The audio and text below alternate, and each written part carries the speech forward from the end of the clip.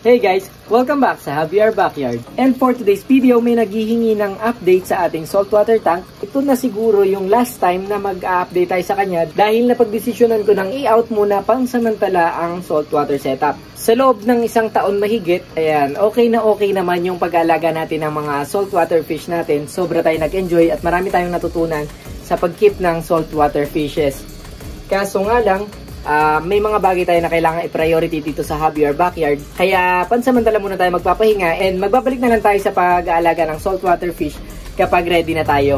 Kaya sa mga sumubaybay, maraming salamat po sa mga nakasubaybay dito sa journey natin sa pag-aalaga ng mga saltwater fish.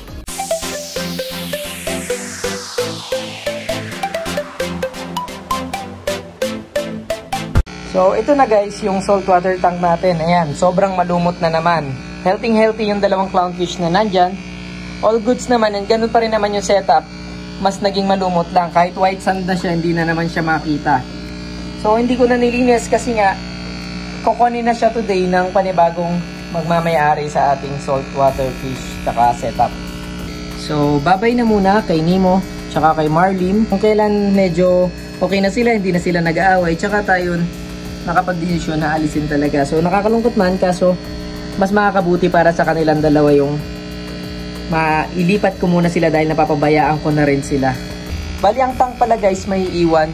Ang tatangin lang kasama ng binili yung mga corals, live rocks, artificial corals pala, tapos sands, yung dalawang clownfish, yung pump natin, ayan, yan yung mga kasama. May iwan yung filter box tsaka yung ating tank.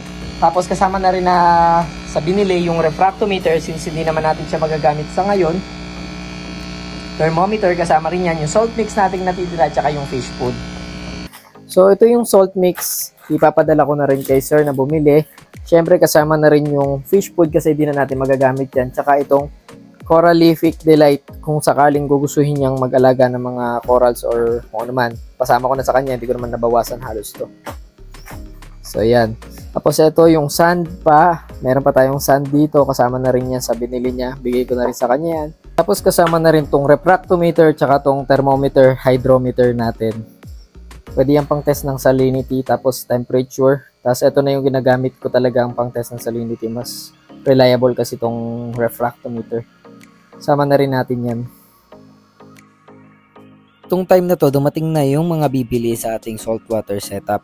And kaya hindi ko muna pin-repair yung saltwater setup natin. Hindi ko muna binaklas dahil nga gusto nilang makita yung setup natin kung paano ba to nag-ooperate. To be honest, nung mga panahon na to, nung mga times na to, nandito na yung bibili. Tsaka ako napapaisip kung ibebenta ko ba talaga tong saltwater tank natin. Since naka-isang taon mahigit din tayo nag-saltwater, medyo syempre napamahal na ako sa ganitong klaseng hobby. Kaso nga, naiisip ko palagi na baka kapag hindi ko in-out, baka may mas mangyaring hindi ko gugustuhin or baka mapabayaan kong lalo. Dinidrain ko nga pala yung saltwater natin kasi i-collect daw nung bagong bibili yung saltwater. Yun na rin daw yung gagamitin nilang pang simula dahil sabi nila stable na daw kahit papano yung saltwater ko at matagal na nag-ooperate. Kaya nagdala sila ng mga 5 galon ng mineral water at dun ko inilagay lahat itong makokolekt nating saltwater. Ngayon, kukunin ko na yung mga clownfish tapos ibabalot na natin nang sa ganun malinis na natin tong tank. Ayun, kung titingnan nyo, mukha lang ako normal na nanguhuli ng isda na magbebenta ng clownfish pero totoo niya umiiyak na akong charet. Ayun, tumatalon pa nga yung clownfish natin. So, yun lang. Kaysa naman mapabayaan natin, mas okay na rin to na may out natin nang sa ganun magamit ko rin yung tank para sa mga flower horn nating lumalaki kasi yun yung bago nating project. At ito na nga't nakabalot na siya, totoong-totoo na at wala nang atrasan pa. Kaya bye-bye Nemo, sana mas maging mas okay ka doon sa bago mong lilipatan. At uhulihin ko na nga din yung isa para maibalot na natin. Tapos naman guys, yung balon molly natin ditong saltwater ay ibabalik na natin sa freshwater. Iko-convert ko uli siya into freshwater by slow drip acclimation.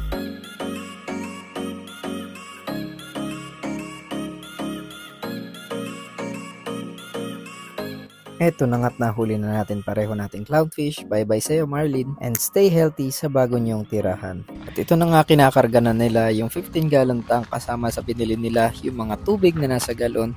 Pati yung mga live rocks, mga sand, tsaka yung mga accessories na kasama doon sa ating saltwater tank.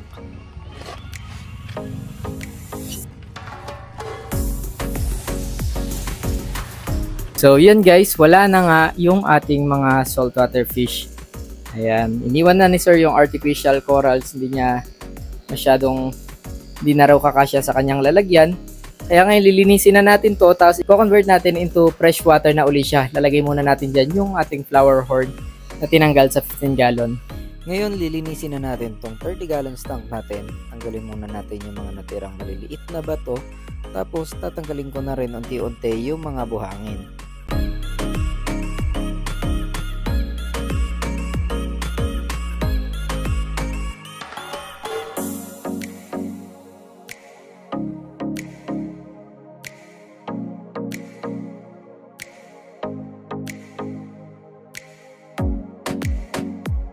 Matapos nating tanggalin lahat ng buhangin, yung mga natitirang konting buhangin ay binobomba ko na ng tubig tapos isa-siphon ko na lang para siguradong walang matira. Tapos pagkatapos nito, kakaskasin na natin yung mga walls ng tank. Gawa ng sobrang daming lumot pa ring natitira dito bago natin lagyan ng ating flower horn.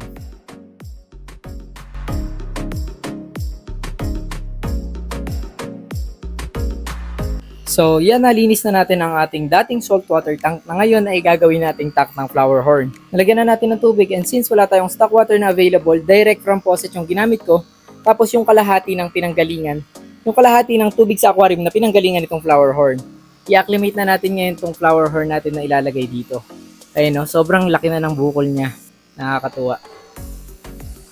So ngayon, since mas malaki tank niya, for sure mas mabilis lalaki itong draw out nating flower horn. Draw out na ba yung ganitong size? Pa-comment down sa comment section, or Juby pa lang. Hindi ko alam kung ano na itawag sa ganyang kalaking flower horn. Hayaan ko munang corner filter muna yung gagamitin natin sa kanya, pero soon i-operate na natin tong filter box. Kaya alisin muna natin to, tapos lilinisin natin hanggang sa magkaroon tayo ng available na pump na pwede natin gamitin dito sa 30 gallon setup ng flower horn natin. So, hugasan muna natin tong filter box kasi saltwater yun ang galing dito.